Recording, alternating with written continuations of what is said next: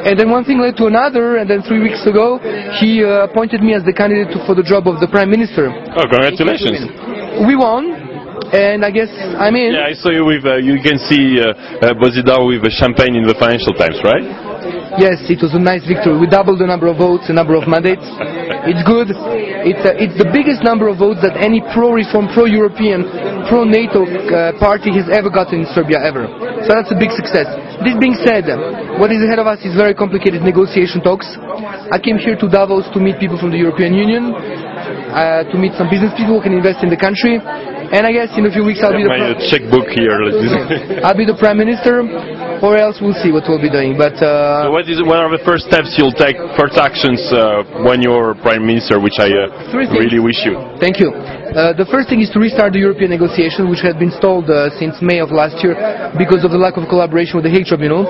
So we will restart, which means, of course, that we will be collaborating fully with that tribunal. So that's a wish, but do you think it's going to succeed? Because it seems to me, I mean, what we read everywhere is that it's going to stay there, right? With the number of countries we have right now, because it's not getting bigger. I mean, what we hear in France, that Turkey not now. No. You know, no more countries. It's too big already. No, but so Serbia, you don't buy that. Serbia, no. Serbia with 8.5 million. Serbia actually with the diaspora it's 8.5. It's 7.5 million inhabitants. It's already as developed as Bulgaria and Romania, and it will be much more developed, I'm certain. You see, there will not be a problem. You cannot put in the same basket an issue such as Turkey and issues such as Serbia. No, I agree, of course. I'm just trying to raise the issue. As Mrs. Merkel, and she will be repeating that, I'm sure, when she opens the forum today. By the way, the former Chancellor Gerhard Schröder came to Belgrade last week to support my party and to support my president and myself as a Prime Minister. That was a big boost from Germany. Vielen Dank, Deutschland. And we had also some friends from other countries as well. So I'm confident we can restart those negotiations. The second thing is really to attract more investments. And I'm meeting here.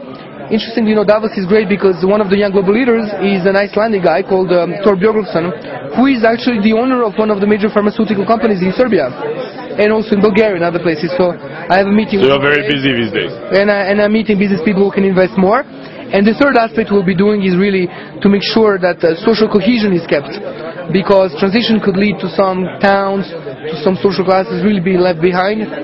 I think it's ethically not acceptable, nor is it efficient. Because countries which have very wide inequalities between people or regions are very unstable. So how do you solve that? With the available means and some creativity.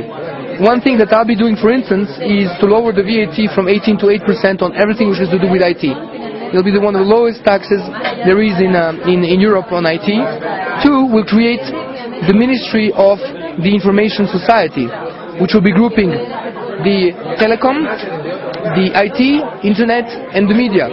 So from the pipes to content, a little bit like in the Silicon Valley, and we'll be having probably somebody, a non-party person, very good in IT. And I hope you'll be advising that person myself on all of that. I would be honored, Bozidar.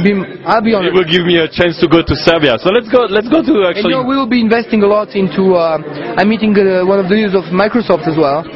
You have to know that one of the only 4 core development centers for their operating system is located in Belgrade. The other 2 are where you would expect, one in India, one in China, and one, if I remember, in Brazil. And Serbia is the only, I would say, European country where there is such a thing. So the new operating system coming up online next week, I guess, Vista, has been partly developed in Belgrade. We do have, I know many countries say that they are good at that. We prove the thing in the facts. So we'll be investing a lot in that, and e-government is on top of my list, so that we can provide better services, cheaper, faster, with less money to the citizens. People line up and lose so much valuable time queuing up, producing useless papers, and being sometimes asked for a bribe by a local public official. A computer, I'm sure, will be better. Sounds good to me. And will not be corrupt.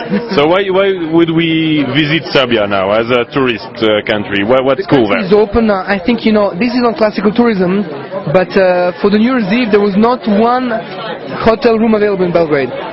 More and more sophisticated urbanites have discovered Belgrade and Serbia as the place to go. We have, by a margin, the liveliest nightlife in Europe. Note that. I mean, things even during I'll come and experience that. weeks, we have on the rims of the Danube and on the Sava River, because that's where they come together. We have more than 200 so-called splav. Those are floating houses where you have nightclubs and jazz clubs and restaurants and philosophy cafes and many other stuff. Belgrade is also developing. Actually, the Financial Times designated in March of this year Belgrade as the city of the future of Southern Europe, not Southeast Europe, of Southern Europe. Okay. And it's developing nicely. Then there are great festivals. There's one which is called Exit in Novi Sad in Vojvodina. In June. It's in June, yeah, I think in So June. it's a techno. It's a mixture. You have at simultaneously 16 stages.